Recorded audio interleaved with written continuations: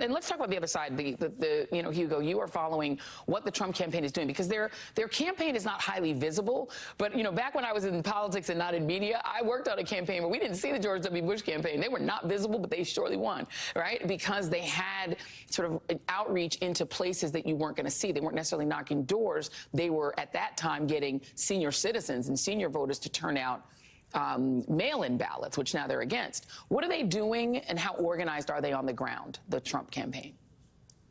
Yeah, it's a really interesting point that you raise, because, you know, we have also heard a lot of the same in places like Pennsylvania, right? The state that both sides really need to win in trying to take the Electoral College.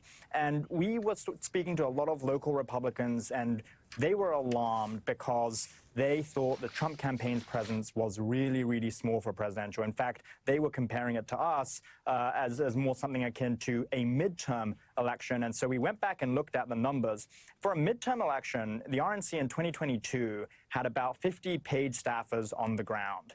And that is obviously lower than the RNC's projection for 2024 for this presidential cycle, when they were looking at roughly kind of 88 to 90 staffers on the ground.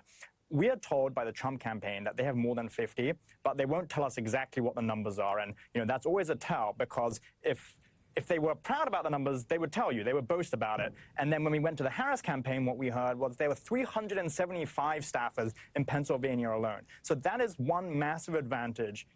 And the Harris campaign has, as of right now, going into the election with respect to the ground game. Now, the difference this time around is that a Trump campaign is relying on a bunch of outside super PACs to basically do their get out the vote initiatives. So we looked there as well, and actually what we found was it's very, very disjointed. Yes, they have data sharing agreements with the Trump campaign, but they've only recently started hiring staff to go, you know, knock on doors, to do canvassing, and that's a real major problem for the Trump campaign, because when you're doing it this late in the race, what it means is you haven't had repeated voter contacts, which is what you need to get people to cast a ballot, and you also get low quality people who, you know, really don't want the job because it's a 2-month thing where you're knocking on doors in the heat. And I think if you look at it in its totality, the Trump campaign's ground game, especially in Pennsylvania, you don't see it, not because they're doing it really well and they're hiding it, but really because it doesn't really exist. Yeah, fascinating. And the other thing they're doing, that is fascinating information.